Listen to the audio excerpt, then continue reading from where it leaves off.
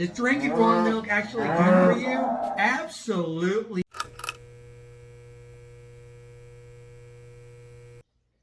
Hello peeps, my name is Sergio and welcome to this edition of Safe Bites. Today we're going to be talking about the recent outbreak that happened here in the state of Florida with raw milk, and we're going to be talking about the pros and the cons of consuming raw milk. So what exactly is raw milk? Before we get into that, I'm going to give you guys a history lesson. The first documented instances of raw milk consumption by humans date back to at least 10,000 years ago, during the Neolithic period, when early agricultural societies began domesticating animals like goats, sheep, and cattle. Archaeological evidence from ancient clay pottery vessels, bone analysis, and dental remains suggest that Neolithic humans began consuming milk from domesticated animals. Interestingly enough, these early milk consumers were likely lactose intolerant, as the genetic mutation for lactase persistence, or the ability to digest lactose into adulthood, only appeared around 4,000 years ago.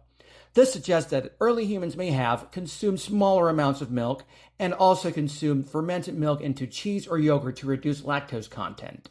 And last but not least, they might have benefited from the natural bacteria in raw milk, which may have helped digest lactose. In the state of Florida, you're only allowed to buy or sell raw milk if it's for animal consumption. So any human consumption, it is your fault. Okay, now let's talk about the recent outbreak that happened here in the state of Florida. According to Food Safety News, the Florida Department of Health is investigating an outbreak of Campylobacter and E. coli infections linked to unpasteurized raw milk. As of August 4th, the department was reporting that 21 people have been infected. 7 of the patients have required hospitalization. The sick people live in the central and northeast regions of the state.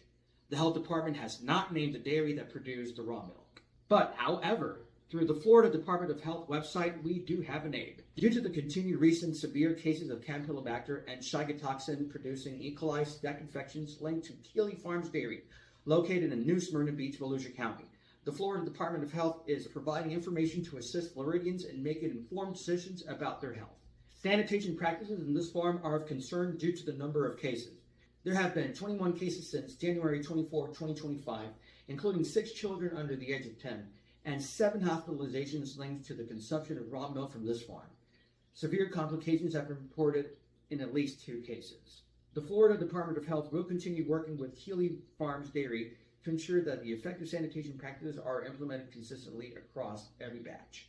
Staph bacteria in most severe form can result in hemolytic uremic syndrome, HUS, which is characterized by hemolysis and kidney failure, which is a particular concern for children. Groups at higher risk for severe illnesses include infants, young children, pregnant women, elderly individuals, and those with weakened immune systems. Floridians are encouraged to use this information to make informed decisions about their health and sources of raw milk, should they choose to consume it. So, what does Coli Farms have to say about this? Well, according to their website, our raw milk is milked and then processed in a clean environment with American-made stainless steel, grade A quality equipment.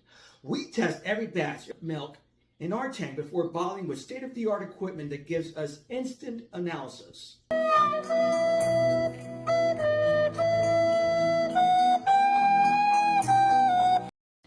Several influencers and public figures have openly promoted raw milk consumption, often framing it as part of a natural, ancestral, or anti-establishment lifestyle.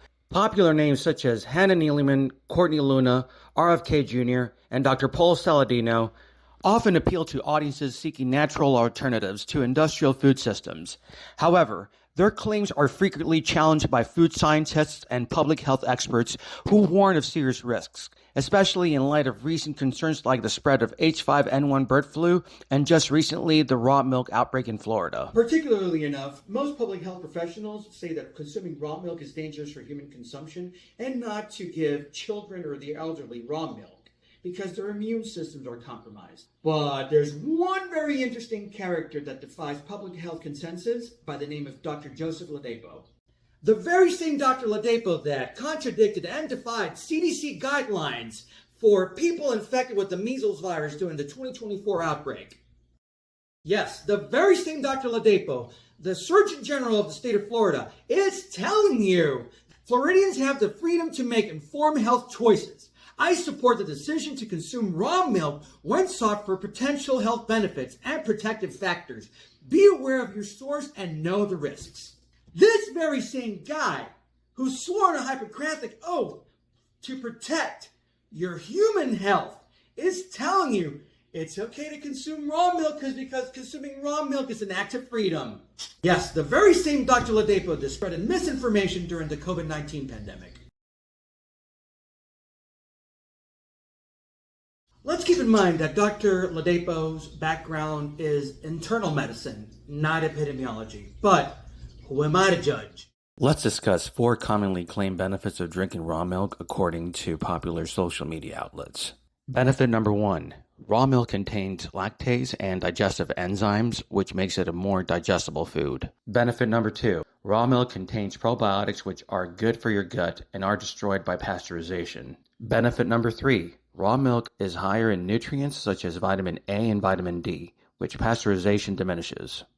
Benefit number 4. Raw milk boosts your immune system, as it contains immune factors such as immunoglobulins and cytokines. So yes, it's true that pasteurization, which is the thermal treatment that you give raw milk, actually, yes, it does destroy the enzymes and the proteins present in raw milk. However, something that you have to recognize is that these enzymes that are present in raw milk are in reality, they're not essential for your human body because your own body actually produces its own lactase and lipase enzymes. By consuming additional enzymes through raw milk, it's actually not beneficial at all because when those enzymes go through the human stomach, which is in an acidic environment, they're going to be destroyed and inactivated anyways.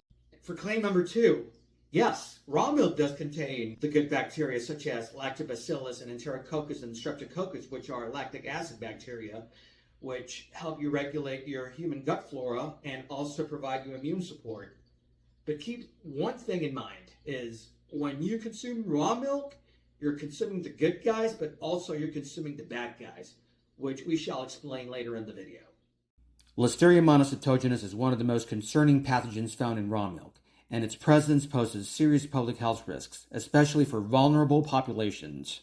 It's a bacteria that causes listeriosis, which is a potentially life-threatening infection. It also thrives in cold, moist environments, meaning that it can survive and even grow in refrigerated raw milk. High-risk groups include pregnant women who can potentially suffer miscarriages, newborns, and the elderly, and also immunocompromised individuals. Similarly, Campylobacter is one of the most common and dangerous bacterial pathogens found in raw milk. It's a leading cause of foodborne illnesses globally, and raw milk is a known vehicle for transmission. This bacteria lives in the intestines of livestock and can contaminate milk during milking if hygiene isn't strictly controlled. And common symptoms include diarrhea, fever and chills, abdominal cramps, and nausea and vomiting. And last but not least, E. coli and Shigella are 2 dangerous pathogens that can contaminate raw milk and cause serious illness, especially in children, pregnant women, and immunocompromised individuals. E. coli, especially the Shigella-producing strains, STEC, like O157H7, are bacteria found in the intestines of animals, especially the corn-fed cows. Common symptoms include severe stomach cramps, bloody diarrhea, vomiting, and fever. And in extreme cases, it can lead to hemolytic uremic syndrome, or HUS, which is a life-threatening condition that causes kidney failure. An interesting fact is that E. coli can survive refrigeration and may not be detected in routine testing. Shigella is a genus of bacteria that causes shigellosis, a form of dysentery. It spreads via fecal-oral transmission and thrives in contaminated food and water. And common symptoms include sudden onset of diarrhea, fever, and stomach cramps within 1 or 2 days of exposure. It can also lead to reactive arthritis in rare cases. Worth noting, Shigella is highly infectious. Fewer than 200 organisms can cause disease. It's often spread by infected food handlers or poor hygiene during milking. For claim number 3, yes, it's true that pasteurization destroys vitamin A and D. However, one thing you keep in mind is vitamin A and D are actually supplemented right after pasteurization. So that means right after raw milk is pasteurized, it is fortified once again with vitamin A and D. And the 4th and final claim benefit of raw milk is the immune factors. Yes, Pasteurization destroys critical immune factors such as lactoferrins, immunoglobulins, medium-chain fatty acids, bifidus factor, lysozymes, and cytokines and other growth factors. Raw milk contains several immune active compounds, but their fate during digestion is complex and depends on factors like age, gut health, and the milk's handling. Immunoglobulins such as IgG, IgA, and IgM are partially degraded in adults, however, are more biologically active in infants, especially when gut permeability is higher. In lactoferrins, some of them survive digestion, and certain factors may retain antimicrobial activity. And lastly, cytokines and growth factors are mostly broken down, but may influence gut-associated lymphoid or gall tissue indirectly.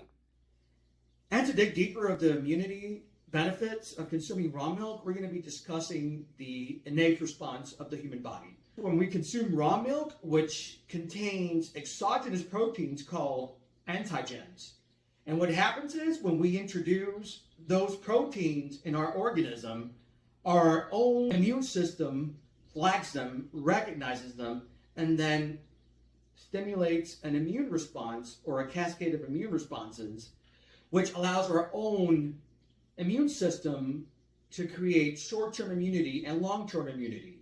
By introducing this exogenous protein, we are curating or stimulating our own immune system.